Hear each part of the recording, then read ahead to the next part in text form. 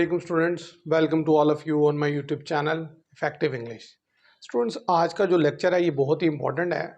इसमें हम डिस्कस करेंगे सब्जेक्ट वर्ब एग्रीमेंट या choose the correct form of verb. Subject verb agreement का पार्ट 1 है, पार्ट 2 भी आएगा और पार्ट 3 भी। इसमें मैं वो सब्जेक्ट डिस्कस करूँगा जिनके लिए वर्ब पिक करना मुश्किल होता है, तो उनको वन बाय वन मैं आपके सामने रखूँगा। तो आज का जो लेक्चर है इसमें हम 4 रूल डिस्कस करेंगे। जो रूल नंबर 1 है हमारा, उसमें हमने ये देखना है कि अगर subject somebody, someone, everybody, everything, something, anything इससे हो तो फिर ऐसी सिचुएशन में जो आपका वर्ब है वो सिंगुलर आएगा या प्लूरल आएगा।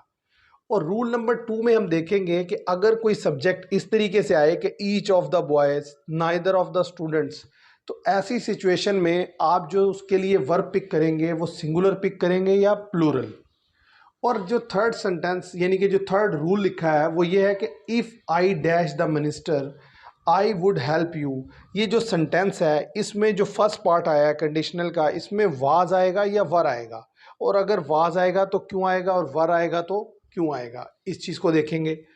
रूल नंबर 4 ये है कि जब दो प्रोनाउन को या दो नाउन को एज वेल एज लगाकर कंबाइन किया जाता है तो फिर जो वर्ब है वो किसके अकॉर्डिंग आता है, प्लूरल आता है या फर्स्ट वाले जो सब्जेक्ट है उसके अकॉर्डिंग आता है या सेकंड के। ऐसे ही अगर प्रोनाउन और नाउन को अलोंग विद लगाकर कंबाइन किया जाता है तो फिर क्या सिचुएशन होगी। ऐसे ही टुगेदर विद के साथ क्या सिचुएशन होगी। अगर बात की जाए आई के साथ दूसरा कोई प्रोनाउन यूज़ किया जाता है विद लगाकर, तो ऐसी सिचुएशन में आप वहाँ पर इज़ यूज़ करेंगे, आर यूज़ करेंगे या एम यूज़ करेंगे। ही नॉट हिज ब्रदर्स। अब इस सब्जेक्ट में आप जो है वर्ब फर्स्ट वाले के अकॉर्डिंग लेंगे या सेकंड वाले के अकॉर्डिंग लेंगे। तो स्टूडेंट्स, आज हम इनको वन बाय वन सबको डिटेल से डिस्कस करेंगे और मैं आपके सामने इनकी एग्जांपल्स भी रखूँगा। इससे आपको बेहतर से पता चलेगा कि किस तरीके से इनको करना है। स्टूडेंट्स, अब इन कॉन्सेप्ट्स को समझने के लिए, इन रूल्स को समझने के लिए मैंने कुछ एग्जांपल्स यहाँ लिखी हैं जिससे आपको समझ आएगा। तो मैं एक एक एग्जांपल आपके सामने रखूँगा और साथ ही साथ इन रूल्स को एक्सप्लेन करता जाऊँगा। जैसे अगर फर्स्ट एग्जांपल देखें, everybody dash present in the party. अब जो हमारा सब्जेक्ट है वो क्या है, एवरीबॉडी। ये रूल नंबर 1 का सेंटेंस है कि अगर किसी सेंटेंस की शुरुआत यानी कि उसका जो सब्जेक्ट है वो everybody, somebody, anybody, someone, everything, anything, anyone हो, तो ऐसी सिचुएशन में जो उसके लिए जो वर्ब आता है वो हमेशा क्या आता है, सिंगुलर आता है, प्लूरल नहीं आता। तो ये तो रूल नंबर 1 है कि जब भी आप किसी चीज़ के साथ, जैसे एवरी के साथ वन देखें, एवरी के साथ बडी देखें, एवरी के साथ थिंग देखें, ऐसे ही someone, somebody, something, anybody, anything, anyone, इस तरह के सब्जेक्ट अगर आपके सामने आते हैं और आपने उसके लिए वर्ब पिक करना है तो आप हमेशा वर्ब जो है सिंगुलर पिक करेंगे। तो यहाँ पर एवरीबॉडी है तो यहाँ पर इसके साथ क्या आ जाएगा, वाज। ऐसे ही दूसरा सेंटेंस देखें, dash anyone got a dictionary. अब यहाँ पर देखें एनीवन लग कर के आया है, तो जैसा कि मैंने आपसे बताया कि जब भी anyone, everybody, somebody, someone, anything आए, ये भी रूल 1 है। तो इसके लिए क्या यूज़ कर रहे हैं आपने, सब्जेक्ट जो है सिंगुलर, तो यहाँ पर क्या आ जाएगा, हैज़। जैसे यहाँ पर क्या आ जाएगा, वाज। ऐसे ही अगर थर्ड सेंटेंस को देखा जाए, ये जो फर्स्ट 2 सेंटेंसेस थे ये रूल नंबर 1 से लिए गए थे। अब रूल नंबर 2 का सेंटेंस देखें, ईच ऑफ द बॉयज़, यानी कि लड़कों में से हर एक। जब भी स्टूडेंट इस तरह का सेंटेंस आ जाए, ईच ऑफ द बॉयज़, तो आपने जो वर्ब लेना है वो आपने सिंगुलर लेना है, प्लूरल नहीं लेना।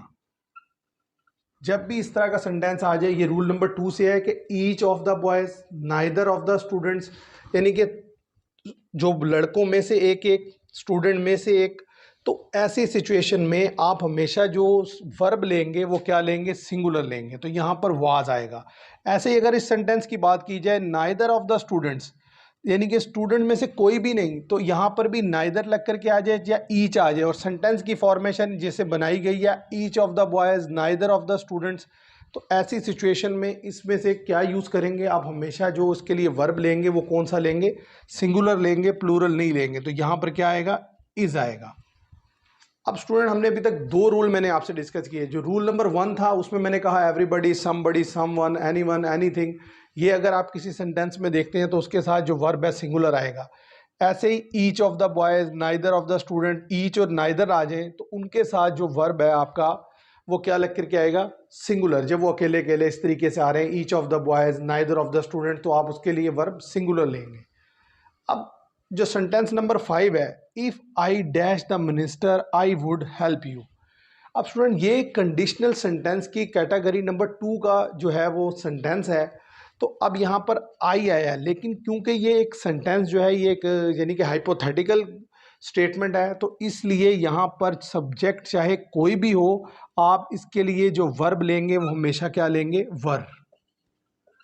जब भी कंडीशनल सेंटेंसेस की बात आए, उसकी टाइप 2 का जिक्र हो और हाइपोथेटिकल सिचुएशन हो, तो ऐसी सिचुएशन में वहाँ पर चाहे आई आ जाए, ही आ जाए, यू आ जाए, दे आ जाए, जो भी कुछ आ जाए, आप उसके साथ वाज यूज़ नहीं करेंगे, वर यूज़ करेंगे।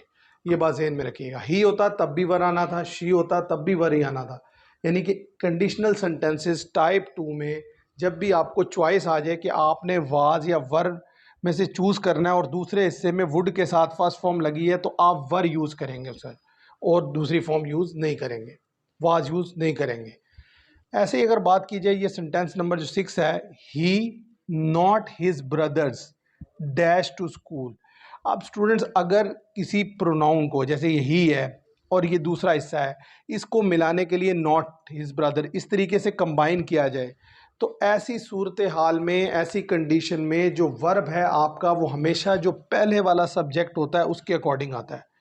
तो वर्ब ही के अकॉर्डिंग आएगा। जब भी he not his brother, she not his sister, we not, he not his friends, इस तरीके से जब भी आएगा तो आपने इसके लिए जो सब्जेक्ट यानी कि वर्ब लेना है वो फर्स्ट वाले सब्जेक्ट के लिहाज से लेना है। अब सब फर्स्ट वाला सब्जेक्ट क्या है, ही, तो लिहाजा यहाँ पर गो नहीं आएगा, क्या आएगा, गोज।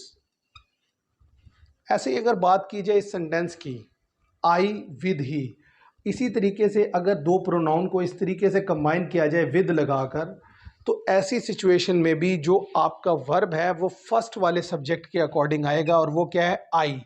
तो यहाँ पर आई विद ही एम प्लेइंग। तो स्टूडेंट ये सेंटेंसेस जो हैं इसमें आप अगर आई और ही को या कोई भी दो प्रोनाउन को विद से कंबाइन करते हैं, तो उसके लिए जो वर्ब पिक करना है वो आपने फर्स्ट वाले सब्जेक्ट को देखते हुए पिक करना है। फर्स्ट वाला सब्जेक्ट आई है, लिहाजा यहाँ पर एम आएगा, इज नहीं आएगा। ये बात आपने जहन में रखनी है। और इसमें आप ये भी समझ सकते हैं कि ये वाला जो पार्ट है इसको इग्नोर करें आप। I am playing with he, इस तरीके से बना सकते हैं। और प्लेइंग के आगे आप लिख लें क्रिकेट, ज़्यादा बेहतर हो जाएगा। अब ऐसे ही अगर बात की जाए इस सेंटेंस की, he as well as I, student इस तरीके से अगर सेंटेंस आ जाए एज वेल एज लगाकर दो प्रोनाउन को या दो नाउन को कंबाइन किया जाए, तब भी सिचुएशन यही है कि जो वर्ब आएगा वो फर्स्ट वाले सब्जेक्ट के अकॉर्डिंग आएगा। और फर्स्ट में क्या लिखा है, ही, तो ही के लिहाज से जब आएगा तो यहाँ पर क्या आएगा, ईट नहीं आएगा, ईट्स आएगा। He as well as I eats biryani. ऐसे ही अगर बात की जाए नेक्स्ट सेंटेंस की, अली टुगेदर विद अस। अब ये टुगेदर विद अस से कंबाइन हुआ है, तो इसमें भी सेम रूल अप्लाई होगा। ये जितने भी रूल नंबर 4 के सेंटेंसेस हैं, इन सब में एक ही रूल अप्लाई होगा कि जब भी दो नाउन या प्रोनाउन को इस तरीके से कंबाइन किया जाएगा तो वर्ब जो है वो फर्स्ट वाले सब्जेक्ट के अकॉर्डिंग आएगा। तो यहाँ पर अली है, तो अली के लिए क्या आएगा, हैज़। ऐसे ही अगर ये लास्ट सेंटेंस देखा जाए, आई अलोंग विद ही। अब आई को और ही को अलोंग विद से कंबाइन किया गया, तो जैसे कि मैंने आपसे कहा जब भी ऐसे कंबाइन किया जाएगा तो आप जो सब्जेक्ट है फर्स्ट वाला उसके अकॉर्डिंग जो है आप पिक करेंगे उसका वर्ब। तो यहाँ पर वर्ब क्या आएगा, एम।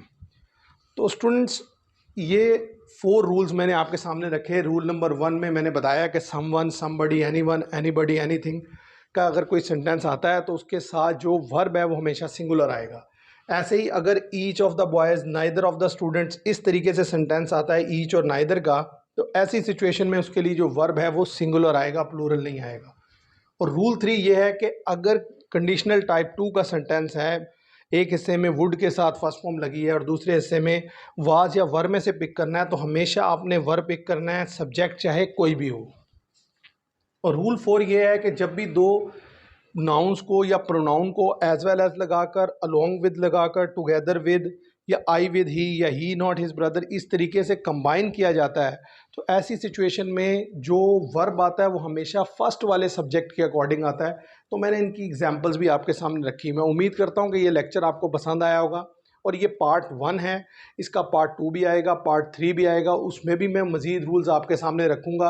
अगर आपने इन रूल्स को अच्छी तरीके से स्टडी किया, बार बार देखा और उस पर प्रैक्टिस की, तो मैं आपको गारंटी करता हूं कि इसको पढ़ने के बाद, इस लेक्चर को स्टडी करने के बाद, आप इंग्लिश लिखने के भी काबिल होंगे और बोलने के भी काबिल हो जाएंगे।